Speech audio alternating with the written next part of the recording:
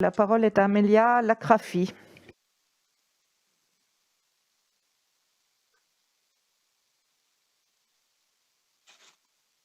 Merci, vous m'entendez? Oui. Je suis ravie que nous puissions avoir cet échange au sujet du réexamen de la politique commerciale de l'Union européenne, car surtout dans ce contexte, on mesure combien le ralentissement international a un impact immense sur nos économies et sur chaque citoyen. La nouvelle stratégie est importante car elle aborde avec lucidité de nombreuses questions telles que le nécessaire verdissement des échanges, l'impact du numérique, l'attitude des Européens face aux attaques contre le multilatéralisme, la réforme de l'OMC ou encore la concurrence déloyale. Étant élu d'une circonscription qui englobe une importante partie de l'Afrique, je me réjouis que la question des échanges avec le continent soit abordée. S'il est clair que les États-Unis et la Chine restent des partenaires commerciaux incontournables, on en a parlé, il me semble que nos échanges auraient tout intérêt à être en partie bien plus redirigés vers le continent africain. Certains pays européens continuent à le penser, comme l'Allemagne, qui a par exemple beaucoup accru ses parts de marché en Afrique.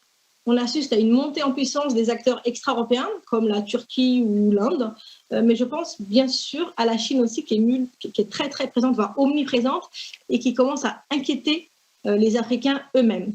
Si j'ai bien compris à vos réponses à la première série de questions, la perspective d'un accord commercial intercontinental, il me semble que cela soit compliqué, car l'Afrique a elle-même plusieurs communautés économiques régionales. Ma question, c'est comment l'Europe peut-elle, selon vous, accroître ses parts de marché sur ce continent, tout en veillant à ne pas nuire au développement africain? Et quand je pense à nuire au développement africain, je pense ici aux accords de pêche conclus avec l'Union européenne et certains pays d'Afrique, et que beaucoup accusent de ruiner l'économie halieutique locale, voire de provoquer l'émigration des populations. Du coup, de manière générale, avez-vous l'impression que l'Afrique est perçue comme étant prioritaire en tant que partenaire commercial dans tous les pays de l'Union, ou bien seulement ceux dont l'histoire et la proximité géographique nous rapprochent? Et par ailleurs, concernant l'Afrique, alors j'ai déjà évoqué une chose,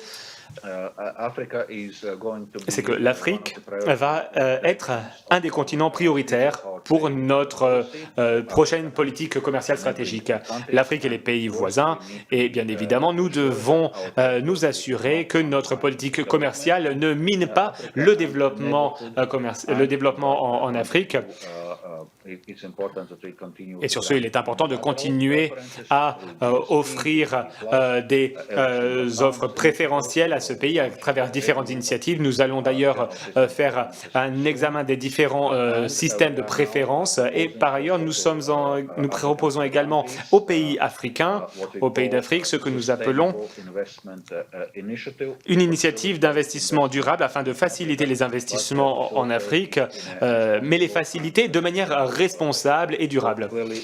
Donc clairement, nous allons continuer à coopérer étroitement avec ce continent. Un mot sur l'Afrique pour dire que, je l'ai évoqué tout à l'heure, c'est une priorité pour nous.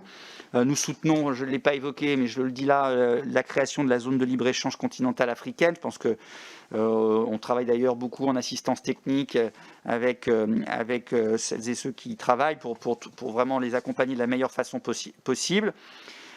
Et les accords qui existent, les APE, sont des accords de partenariat économique, sont quelque part des étapes dans le sens d'un rapprochement entre l'Union européenne et l'Afrique.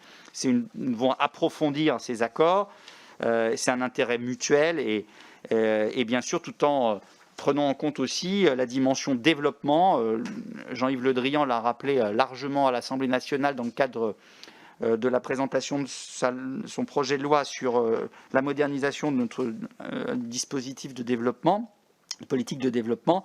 Et donc, en ce qui concerne l'accord de pêche, les accords de pêche, bien sûr, ils ont pour objectif d'une gestion plus durable des stocks de poissons.